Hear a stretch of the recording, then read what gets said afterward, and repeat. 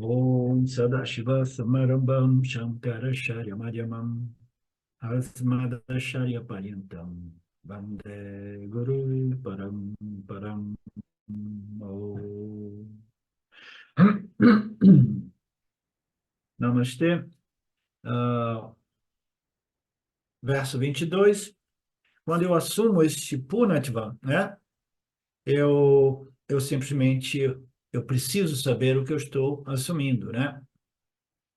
Porque não podemos dizer assim, não, eu entendi, né? Professor, o Vedanta é claro, a minha natureza é cheia, inteira, completa, eu sou Brahman, o vasto, Purna, né? Completo Brahman, e fim de história, ponto final, compreendi, né? Mas a gente precisa compreender o que significa ser Purna, né? Então, o que significa ser o Purna Brahman, né? O Brahman não dual, o Brahman completo, pleno, né? É que a gente não precisa mais estar mendigando atenção, amor, validação, aprovação, né? De nada ou de ninguém, né? Eu simplesmente me dou conta, sim, na minha natureza é purna e agora sim eu posso relaxar, porque eu sou livre e independente deste mundo, né? Eu não preciso de nada realmente na vida, no mundo, como meio de me completar, tá? Naturalmente a gente precisa, né? de, de, de alimentos, a gente precisa de roupas, a gente precisa disso e daquilo, e outras necessidades, né, relativamente superficiais, né, mas que são necessidades psicológicas às vezes, né? Mas nenhuma dessas desejos, né, nenhuma dessas necessidades, né, seja realmente um sentimento de carência ou falta, como se eu sofresse sem havê-las, né? Então, nada realmente, fundamentalmente, me falta. Não existe nada neste mundo que realmente possa me completar, porque eu sou purna. Portanto, a minha interação com o mundo é tal que eu interajo, mas sem aquela aflição derivada da necessidade de haver e me completar através de pessoas, coisas, conhecimentos, entre tantas outras, né, situações, né? Então, isso é chamado de assimilação da minha natureza purna, né? Não me falta nada, nada realmente irá. Aí ele faz uma analogia dizendo o que é luxo e o que é necessidade, né? Então, já que não falta nada, aí a pessoa aparece ali, né? E fala, olha, eu trouxe essa torta, né, maravilhosa de morango, né, feita com produtos especiais, etc. E você, olha, não estava faltando nada, mas isso realmente é um luxo, né? Então, não é que você sente falta das coisas, mas você vê tudo como a cereja em cima da torta, né? Alguma coisa a mais, mas que não causa dependência, não causa gancho, não causa uma vassana, né? De carência, necessidade, né? No futuro, né? Então você vê as coisas como você desfruta as coisas, né? Como um luxo, né? O luxo é aquilo cuja presença você curte, a ausência você não sente falta, né? Bacana, né? Então, uma forma de apresentar esse conceito de luxo, né? Luxúria, né? Mas luxúria, em geral, no mundo, a gente compreende que é tudo aquilo que a gente não precisa, mas ainda assim, a gente morre de inveja de quem tem. Olha, o cara tem uma casa que é muito luxuosa e um carro muito luxuoso, né? Etc, etc. Então, a maioria de nós, porque nós não temos essa compreensão de nossa natureza sempre cheia, pura, a gente vê esses luxos por aí como se fossem necessidades, mas quando você compreende a sua natureza pura, nada disso vai causar inveja no Yanni, né? Por quê? Porque luxo é luxo, entendeu? E, pelo contrário, né, um Yanni, um buscador de moksha, né, ele deve evitar luxo, deve procurar viver uma vida mais simples possível, né? Porque quanto mais coisas a gente tem, mais a gente tem que trabalhar para manter essas coisas, né? Sustentar essas coisas, né?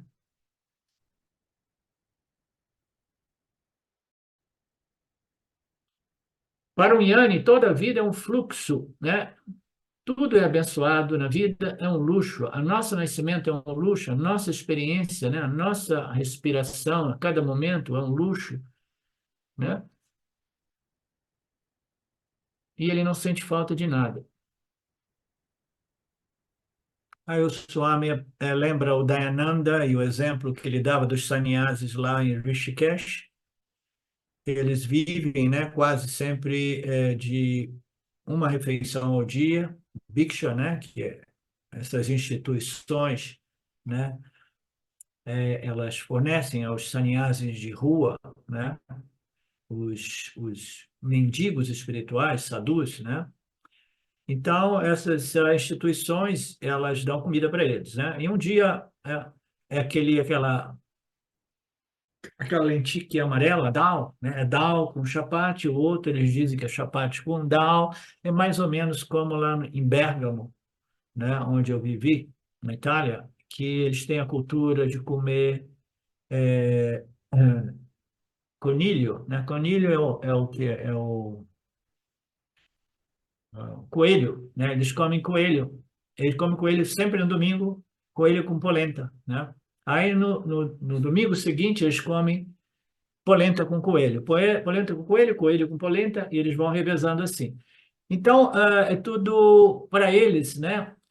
Que comem só o dal com chapati, né? De vez em quando tem uma festividade, aí eles apresentam alguns vegetais. Aí aquilo realmente é um luxo enorme, né?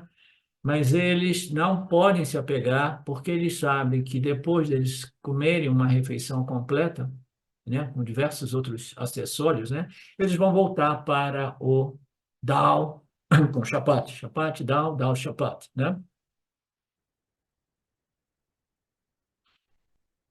Tendo assumido a sua natureza purnatva, né, você obteve o objetivo final da sua vida. Todas as outras realizações se tornam insignificantes. O propósito da vida é alcançar esta compreensão final, esta realização final, né? E ele fala nesse verso, né, que é o samadhi mais superior, o samadhi do autoconhecimento. Todos os outros samadhis são inferiores, todos os outros prazeres e alegrias são inferiores, né? Todos os outros ganhos são inferiores, não são ganhos realmente importantes, necessários, né? Você pode ter ou pode não ter. Você pode ser extremamente feliz sem possuir nada, né? Vivendo até mesmo como um sadhu na rua, né? Das Índias, lá na Índia, né?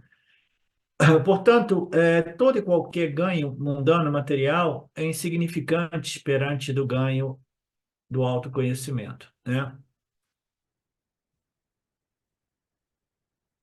Porque quando você tem esse conhecimento de sua natureza ilimitada, você obteve o ganho que, uma vez obtido, cancela a necessidade de todo e qualquer outro ganho. Então, uma das definições do Vedanta, né, é que é o conhecimento que, uma vez obtido, cancela essa sede por mais e mais conhecimento objetivo. Você obteve um conhecimento que não é um conhecimento a respeito de nenhum objeto do mundo, você obteve um conhecimento a respeito da real natureza do sujeito absoluto, e você reivindicou a sua identidade como esse sujeito absoluto, né?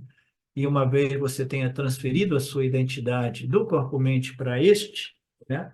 Você já não tem nenhuma tendência compulsiva de correr atrás de experiências e nem mesmo de conhecimentos científicos como meio de se completar. Ah, mas o meu hobby é conhecimento. Tudo bem. Você tem uma vasta de conhecimento? Sim, tudo bem. Mas ainda assim, essa vassana, ela se expressa com uma qualidade totalmente nova agora. Por quê? Porque agora para você é um hobby, é simplesmente um passatempo. Ah, você quer compreender um pouco mais disso e daquilo, né?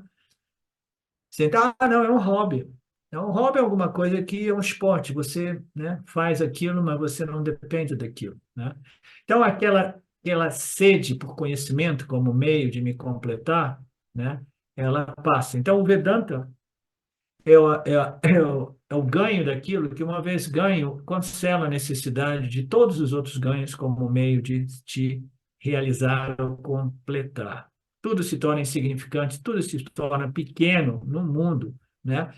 E aí as pessoas pensam, putz, eu não quero saber deste autoconhecimento, porque vai, né, vai tornar o meu mundo insignificante, pequeno, né, etc. E eu amo o meu mundo, né? Sim, mas tudo bem, quando o autoconhecimento chegar, você já vai ter redefinido o valor do mundo em comparação ao valor de sua natureza Brahman, Satchitananda, a única fonte real de segurança, felicidade e alegria, né?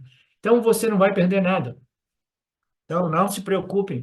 Todos os ganhos do mundo se tornam insignificantes, pequenos, né? De modo que você não seja abalado nem mesmo por calamidades.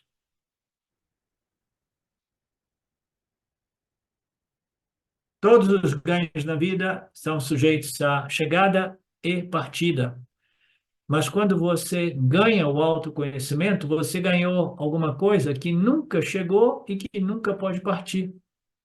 Porque é o quê? É a sua natureza intrínseca. É o substrato, a sua natureza essencial, que é a natureza de tudo. Ela nunca chegou, ela nunca vai embora. Você simplesmente se tocou, reconheceu e reivindicou: eu sou este Satitananda. Eu sou esta consciência, existência não dual. E ela nunca chegou e ela nunca vai embora. Por isso que essa compreensão, uma vez muito bem estabelecida, ela não é sujeita a partida ou esquecimento, né? Portanto, um outro aspecto, ângulo, né, de compreensão do que é o samadhi é simplesmente a tristeza, né, o abandono à tristeza, o cancelamento da tristeza, né? Guru Panani, até o pior lamento, a tristeza mais pesada, né? A tristeza pesada, a tristeza causada pelo Guru. Então, aqui, Guru, nosso, ele está falando um pouco de, né, de gramática sânscrita que é irrelevante para nós, né? Mas é ser livre da tristeza, do sofrimento psicológico humano, né? E somente é possível quando nós obtemos esse ganho daquilo que sempre, né, estava presente, portanto, eu não tive, não precisei ganhar através de nenhuma ação, eu precisei ganhar somente através da compreensão de que eu sempre tive, né? Eu sempre fui este ganho, é um ganho sem ganho, né? É uma conquista, né? Que não foi conquistada, né? Porque sempre esteve, sempre estará, né? Sempre foi, sempre será a minha real natureza. Hariom, vamos passar para o outro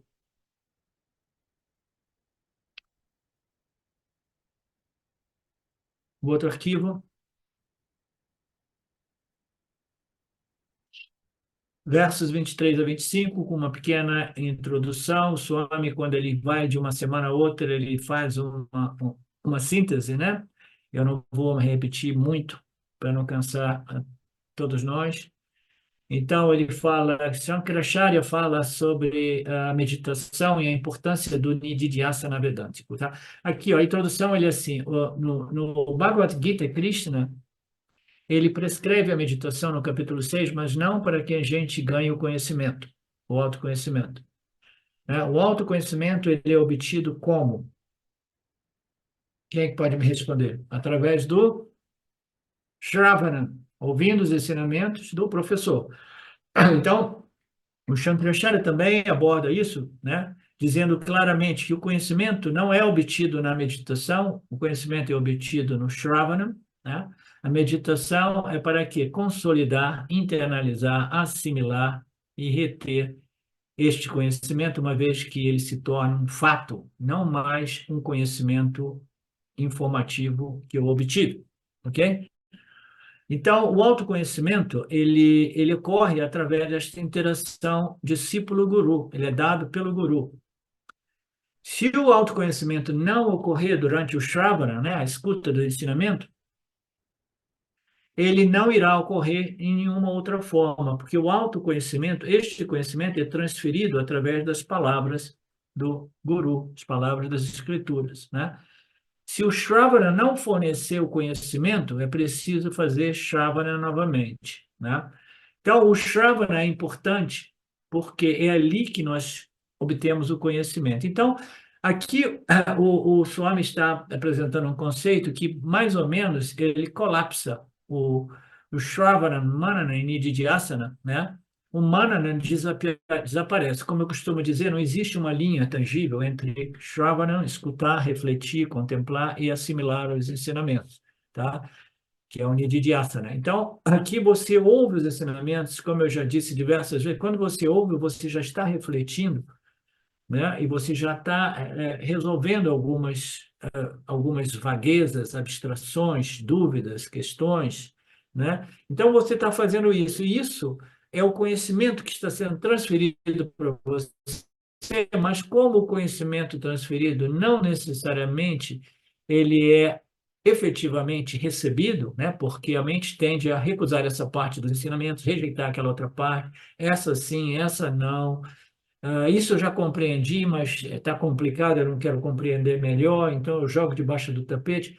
Então, o Shravana, ele já envolve uma reflexão e contemplação. Você ouve contemplando, né? Então, você vai recebendo esse conhecimento, aí eu volto e digo assim, não, você já tem esse autoconhecimento, Betânia, né? E então a pessoa pensa, não, então eu já tenho o autoconhecimento. Seu conhecimento, você já tem 5 anos estudando Vedanta, você já tem o autoconhecimento, o conhecimento está ali. Então, o que que precisa agora, né? Aquilo que eu costumava colocar em palavras simples, né? Você precisa fazer o dever de casa. O dever de casa é o Nididhyasana, ok? O conhecimento é obtido através de ouvir, ouvir, ouvir, resolvendo as dúvidas, as questões, né? Se então você tem uma compreensão intelectual, claro, o conhecimento já foi transferido para você. Agora você precisa digerir, internalizar, assimilar este conhecimento de modo que ele possa transformar as nossas personalidades emocionais, né? Então ele está dizendo que a meditação, né, vedântica, ela, falando sobre isso, como um meio de assimilar o conhecimento, né? A meditação não é para adquirir o conhecimento. Você adquire das escrituras através do guru. Para assimilar, você precisa da meditação vedântica, que é o Nididhyasana, ok? Então, não pense que a meditação preparatória irá produzir o autoconhecimento, não irá preparar. Não pense que ouvir somente, meramente os ensinamentos irá produzir a assimilação do conhecimento. Não, a assimilação do conhecimento ela é obtida através do Nididhyasana. O Nididhyasana é o dever de casa que todos nós deveríamos estar fazendo, vocês deveriam estar fazendo, como eu digo aqui e ali. Eu compreendo que todo mundo tem uma vida muito no corre-corre nos dias de hoje, né? A vida não é fácil, mas ainda assim, né? Esse ensinamento ele irá ser devidamente assimilado e digerido de tal modo a se tornar, né, um autoconhecimento direto, né, que transforma a personalidade do indivíduo, na medida que a gente faz mais e mais o Nididhyasana. E no capítulo 6, o Nididhyasana está sendo apresentado não meramente como chegar em casa e ouvir de novo os vídeos, dirigir o carro ouvindo os vídeos. Não, tudo isso ajuda, tudo isso é importante, mas isso ainda é transferência do conhecimento. A assimilação requer essa profunda meditação vedântica, que é no silêncio, uma mente que saiu do mundo, uma mente que parou, abandonou o trânsito, abandonou o trabalho, abandonou fazer comida enquanto ouve os ensinamentos, abandonou, ela foi para um espaço no qual ela tem aquilo que é chamado de quality time, um tempo de qualidade, né? Tão favorável, né? Para que minha mente ela se torne quieta, desconectada do mundo, e ali eu vou fazer o meu Nididhyasana do Vedanta. Eu vou lembrar os ensinamentos finais dos Upanishads, né? Eu vou, né, reviver, relembrar, né? E eu vou permanecer ali lembrando desses ensinamentos, de modo que eles se tornem devidamente digeridos, processados, né? Internalizados, tá?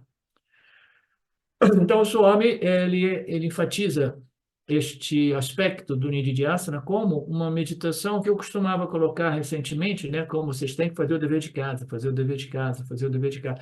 As pessoas, elas não compreendem muitas vezes que o Vedanta não pode, a gente não consegue acomodar o Vedanta, esse processo de autoinvestigação, com nossas vidas. A gente precisa acomodar nossas vidas nesse processo, entendeu? Então a gente tem que, a um modo, não, minha vida agora mudou, né? Professor, meu estilo de vida mudou, agora não tenho mais tempo para as aulas, por exemplo, né? Não, a gente tem que acomodar as nossas vidas, os nossos afazeres, o nosso estilo de vida inteligentemente com este processo de autoconhecimento, de internalização e assimilação do autoconhecimento, né? Mas não, na medida que a gente quer que o Vedanta se acomode ao meu estilo de vida, ao meu Parava Karma, aí a gente não faz esse nididhyasana que é indispensável para a grande maioria de nós, né? Indispensável. Então, aqui, esse nididhyasana está sendo apresentado de modo muito profundo, muito minucioso, como uma meditação vedântica, né? Um espaço no qual você tem silêncio absoluto, não tem ninguém batendo na sua porta, bota uma plaquinha fora assim, estou em meditação, não bata na porta, né? Estou em silêncio, não atendo visitas, né? Senão as pessoas invadem as nossas vidas o tempo todo, né? Eu tive que botar um cachorro brabo e arame farpado, né? Para não chegar ninguém. Assim, se alguém quiser chegar aqui, tem que falar comigo primeiro, aí eu abro o portão. Então, por quê? Porque eu quero curtir a minha paz, não quero que o mundo me invada o tempo todo, né? Eu quero fazer o meu nididhyasana, eu quero fazer o meu dever de casa, né? E esta meditação é quality time, é um tempo de muita qualidade no qual eu fico contemplando, né? No silêncio da minha mente, eu começo a expor essa mente silenciosa aos ensinamentos, né? De modo que esses ensinamentos eles sejam devidamente digeridos, né? Então, a gente vai ouvindo, vai ouvindo, vai ouvindo, a gente obtém o conhecimento, e uma vez obtido o conhecimento, nós fazemos o nosso dever de casa, a meditação Nididhyasana. Ela é prescrita não para obter o conhecimento, mas para internalizá-lo. O conhecimento foi adquirido do professor através do Shravanam, através das aulas. A razão é que somente o conhecimento assimilado irá libertar o indivíduo. Do mesmo modo que somente, né, eu tenho um vizinho que tem um problema que não conhece, não consegue assimilar o alimento. Ele é muito magro, porque não assimila. Uma pessoa que não assimila os nutrientes do alimento, elas comem, o alimento entra e sai e os nutrientes não são extraídos, né? Então, esse conhecimento vedântico, ele entra, né? Mas ele precisa ser igualmente muito bem digerido, né? Porque somente conhecimento assimilado, digerido, irá nutri-lo, né?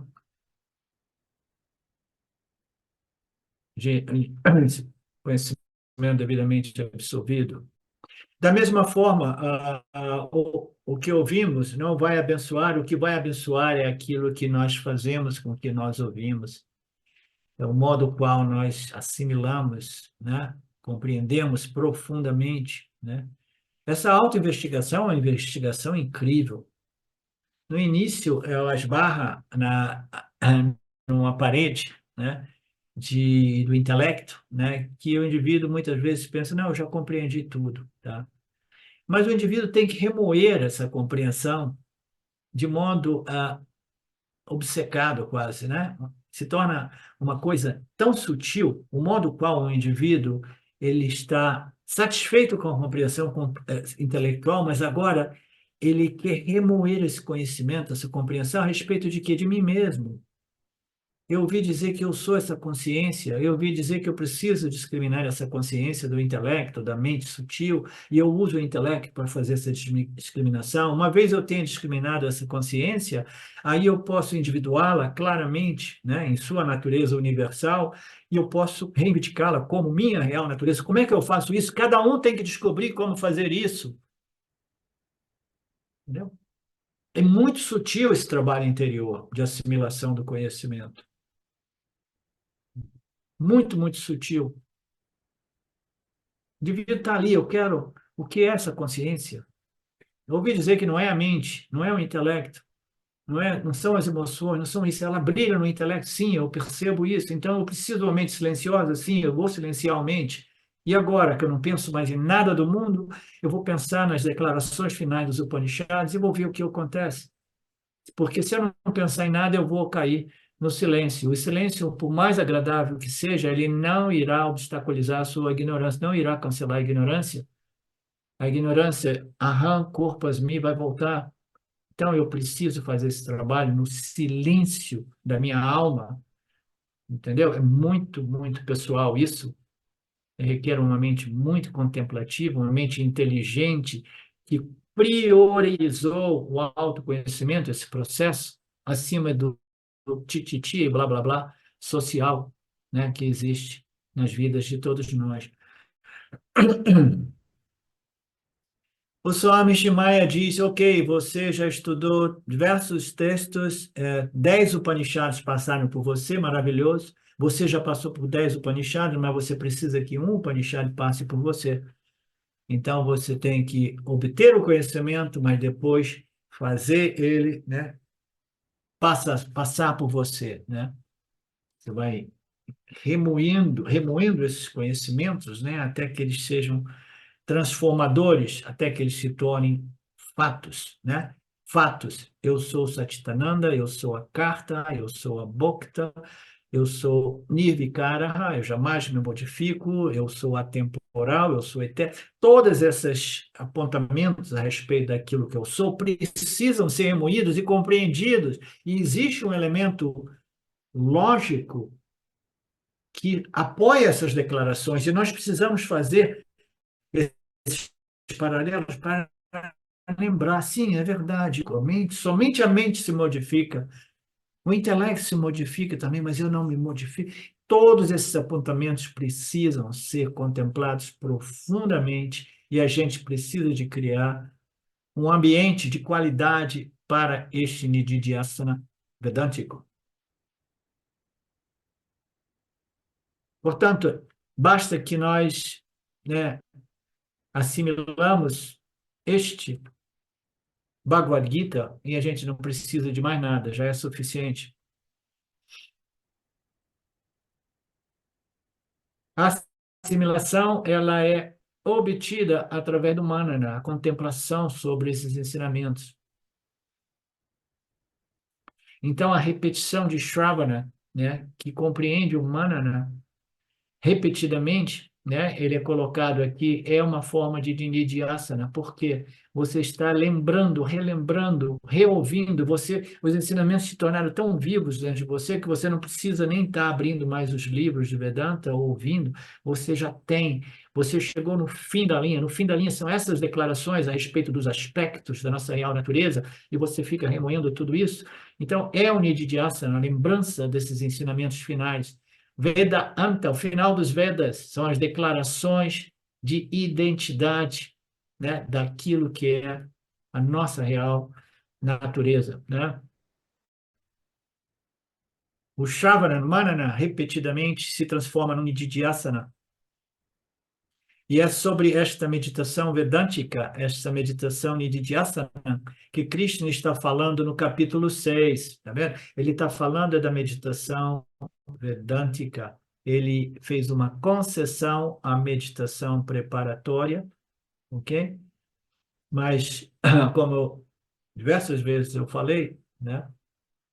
Eu repetidamente digo, né? Nós temos o Karma Yoga, que também prepara a mente para o Nididhyasana do Vedanta. Karma Yoga vai preparar a mente para o Shavana, Manana, Nididhyasana, ok? De modo mais natural. Mas aqui no Gita, nós temos uma concessão para a meditação da força de vontade de controlar a mente como um método a mais para preparar a mente para a meditação vedântica, que é o Nididhyasana, ok? E ele fala sobre diversos estágios, né? Nós já vimos tudo isso repetidamente. Primeiro, você desconecta a mente do mundo, você traz a mente para onde? Para os ensinamentos vedânticos, né? Nós estamos falando do Nididhyasana aqui, tá? A mente, né? Você vai, leva 5, 10 minutos para a mente, né? Entrar em sintonia, né, com as declarações ou com os ensinamentos, uma vez que a mente esteja mais calma, né, mais quieta, né? Então você começa a trazer os ensinamentos para a mente, né? Então isso é um esforço de trazer a mente para o seu objeto de contemplação, que são os ensinamentos, é o dharana, né? Então você pega essa mente, essa expressão é muito bacana, deixa a sua mente debruçada nos ensinamentos o tempo todo, mas você precisa de uma mente muito bem educada e treinada para deixar ela debruçada nesses ensinamentos que já estão vivos na sua mente, né? Sem ficar pensando nas pessoas, nas coisas do mundo, né? Nas circunstâncias, nos meus desejos, nos meus medos. Então, a mente já tem que estar muito purificada, e por isso nós temos o Karma Yoga e nós temos até mesmo o Vipassana Yoga, a meditação para produzir esta disciplina de foco da mente, tá? Então, a mente está debruçada nos ensinamentos, né? Quando ela está absorta no ensinamento, o ensinamento está revelando a minha real natureza, a minha natureza superior. Eu estou tão absorto que eu esqueço o mundo e eu esqueço a minha personalidade humana, né? É mais ou menos por aí. Você esquece de tudo mesmo quando você chega neste ponto de desejo por este conhecimento, mumukshutva, né? Desejo tão forte que a minha prioridade é isso e a minha mente segue os meus desejos. A mente pensa no mundo porque a mente deseja o mundo. A mente é cheia de distrações a respeito das pessoas, as coisas e as situações do mundo, né? Porque a mente está impura, né? Ela deseja tudo isso, ela ainda ama, mas quando esse amor, esse desejo, ele se torna voltado para o seu ser, que é a única fonte de real segurança e alegria e felicidade, aí tudo se torna fácil, né? Tudo se torna muito mais fácil. Aham Brahmasmi deve ser, né, o meu mantra. Mas como eu volto para o mundo, né, aí então a minha personalidade mundana se torna dominante. Eu sou a pessoa, eu sou a mãe, eu sou o profissional, eu sou o filho, eu sou isso, eu sou aquilo, né? Mas pelo menos só me diz 20 minutos, 20 minutos é pouco. Pelo menos naquele momento, naquele período de quality time, em vez de ver filme, né, na televisão ou no Netflix, uma horinha, né, eu vou dedicar para o meu Nididhyasana, né? Aí eu abandono a minha personalidade mundana, levo alguns minutinhos no início, né? Ela dominou, ela dominou a minha consciência humana através da interação do dia a dia, né? E aí eu vi algumas das aulas, isso me ajuda, né, a manter uma mente mais satírica. Aí no silêncio de qualidade, no meu Nididhyasana, uma horinha por dia, né, eu vou remoer esses ensinamentos de modo que eu possa digeri-lo completamente, né? Aham Brahmasmi. Então, o objetivo é o quê? Eu sou a consciência, eu sou o espírito tendo uma experiência incidental humana, mas todo mundo pensa, eu sou o ser humano, né? E eu quero ter uma experiência do espírito, uma experiência espiritual, uma experiência mística. Esse é um problema, né? Este autor ocidental, Wayne Dyer, ele diz que você não é um ser humano querendo ter uma experiência espiritual, você é o espírito tendo uma experiência humana que é incidental, né? É uma frase muito bonita. Se você permanece como Jivatma, fazendo a sua meditação para ter uma experiência espiritual, isso é um péssimo sinal. Não, não, eu sou o Jivatma, eu sou o corpo-mente, mas eu quero ter uma experiência espiritual, né? Então, se eu quero ter uma experiência espiritual, eu já estou identificado como não espírito, por isso que eu quero o espírito, né? Eu quero ter uma experiência do ser espiritual, e eu estou sempre querendo ter, porque eu me condicionei a pensar que eu não sou o espírito, mas que eu sou corpo-mente e eu tenho que voltar ou experienciar o espírito. Então, isso precisa ser revertido, né? Eu sou o espírito tendo uma experiência humana. Essa experiência humana vem e vai, é incidental. Jamais busque experiências espirituais, porque é uma declaração material de que eu sou corpo, mente e eu quero encontrar o espírito. O Vedanta diz: para com isso, você é o espírito, né? Com uma vassana, né, de identificação com o aparelho corpo-mente, né? Concentre as suas energias para romper esta vassana, né, e transferir a sua identidade do corpo-mente para o espírito. Por isso que eu costumo, às vezes, dizer, de modo não muito diplomático, né, que a espiritualidade só inicia realmente quando você chega no Vedanta e nos Upanishads, porque 90 e mais círculos espirituais é sempre busca por experiências espirituais, é busca pela matéria. Eu sou a matéria e eu quero essas experiências místicas, sutis, né? Que eu imagino sejam a minha real natureza, o meu espírito. Ninguém busca o espírito realmente, eles buscam objetos de experiências sutis, né? Espiritualidade inicia quando você começa a buscar o seu espírito, a sua natureza intrínseca, né, que é a consciência e a existência. E como é que eu vou buscar isso? O mais sutil do sutil, o substrato da minha existência e da existência de tudo, do inteiro universo. Como é que eu vou buscar isso? Está sempre presente. Eu preciso de um corpo de conhecimento que me permita compreender. Eu não preciso fazer nada, mas somente compreender que eu sempre fui, sempre serei e sempre sou esse espírito de natureza não dual, de natureza ilimitada.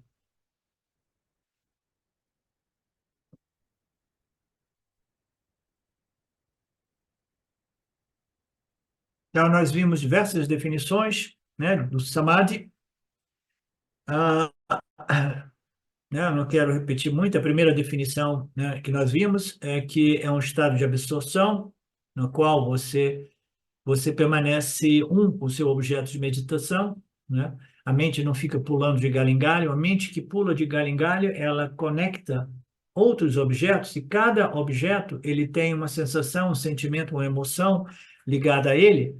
Aí a mente ela vai se tornar, né, ondulada, né? Sempre, né, movida por essas emoções, né? Então você tem que trazer a sua mente a um objeto de contemplação, de meditação, e que seja um símbolo de Saguna Ishwara, ou ainda melhor, Nirguna Ishwara, cujo melhor símbolo são os ensinamentos do Vedanta.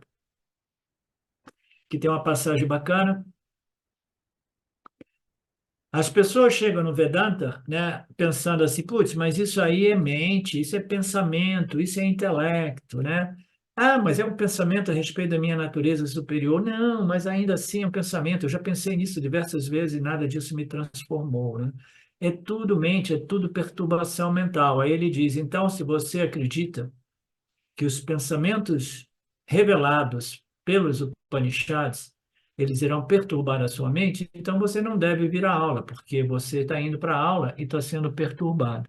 Mas nós que estamos aqui sabemos que esses pensamentos vedânticos não perturbam a mente. Eles pacificam a mente porque são pensamentos totalmente alinhados com a natureza da realidade. Tudo é Satchitananda e eu sou Satchitananda, né? Então, não pense que a verdade ela só é obtida através da ausência de pensamentos, e que os pensamentos sejam o problema, sejam uma fonte de perturbação. Não, os pensamentos ignorantes são fontes de perturbação. O que são os pensamentos ignorantes? Eu sou o corpo-mente e eu preciso disso, disso, disso, disso, daquilo, daquilo, daquilo para me pacificar, para me resolver, para me completar, para me realizar. Esses são os pensamentos perturbadores, né? Então, nós vamos pensar né, alinhadamente, harmonizadamente com os ensinamentos do Vedanta, e a nossa mente será pacificada através do pensamento vedântico, que irá, né, de modo eficaz, neutralizar os pensamentos ignorantes. Eu sou corpo-mente e eu preciso de tantas coisas para ser feliz.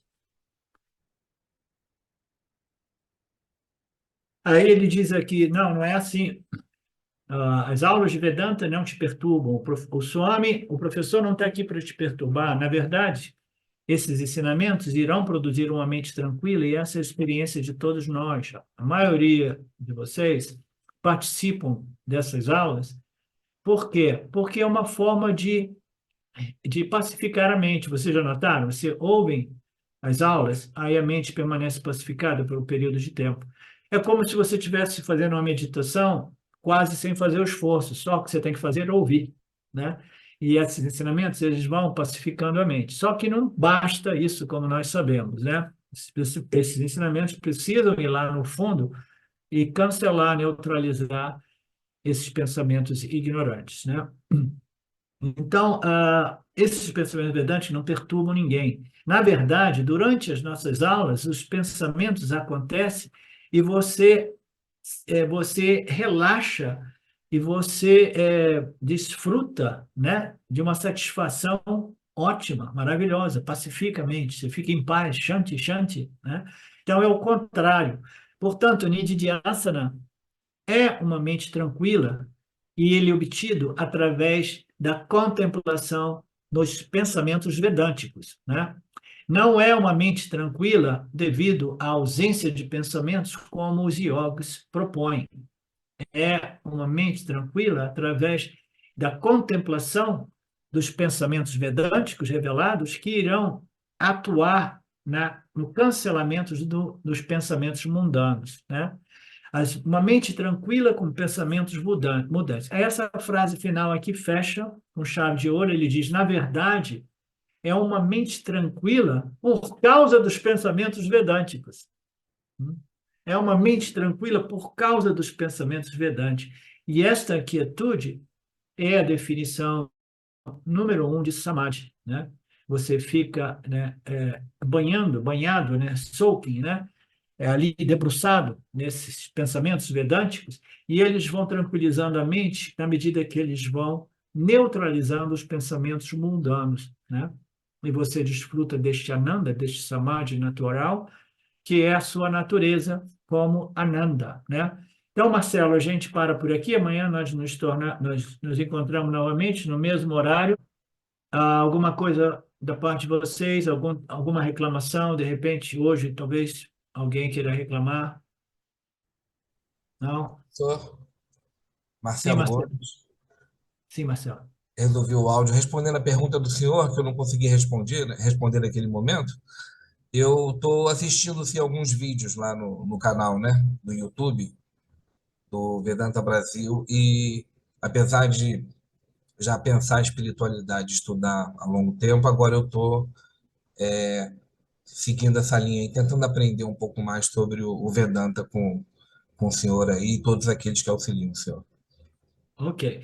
Então, uma coisa para você compreender é que quase que invariavelmente nós chegamos no Vedanta depois de termos passado por diversos outros grupos e círculos de filosofias, né, e práticas e sadhanas, etc, etc.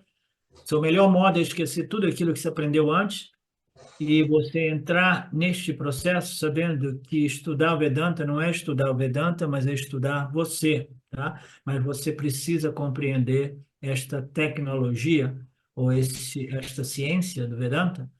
Você precisa compreender, mas o objetivo não é saber o que é o Vedanta, mas saber o que você é, ok? É, Então é eu isso. posso fazer uma pergunta? Pode sim. O senhor falou aí, citou um autor aí no final dessa relação do Jiva, né? Do Jiva com a consciência ilimitada, onde nós muitas vezes a perspectiva dessa relação é pelo Jiva, né? Dessa relação, né? É como se o Jiva fosse o protagonista e essa consciência ilimitada fosse o coadjuvante, né? Então o Jiva ele cita essa consciência como se não fosse ele, como se ele não fosse essa própria consciência, né? A realização não seria justamente essa mudança de perspectiva, né? Onde essa consciência ilimitada iria se manifestar pelo Jiva como protagonista, né? E, portanto, ela não iria mais dizer, né, eu acredito em Brahman. Ela iria dizer, eu creio em mim, porque a perspectiva seria por essa consciência ilimitada e não mais pelo Jiva. Seria isso a realização espiritual? Essa mudança de perspectiva do É, é, Jiva para essa consciência? é por aí alguns aspectos dessa sua compreensão, alguns aspectos desta sua compreensão precisam ainda ser lapidados, e eles serão lapidados, tá? Na medida que você entra neste processo, tá? Mas é por aí mesmo. É uma mudança de perspectiva, você viver a partir da consciência, que é a sua real identidade, o ser que nós somos, né?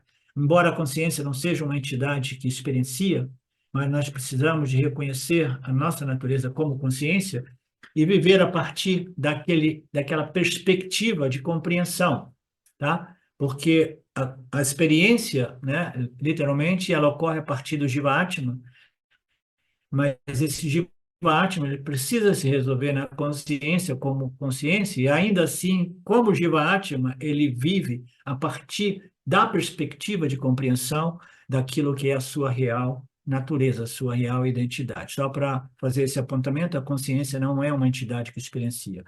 A gente fala de tudo isso e mais, na medida que você for entrando nesse processo, a sua compreensão irá sendo refinada, lapidada, ok?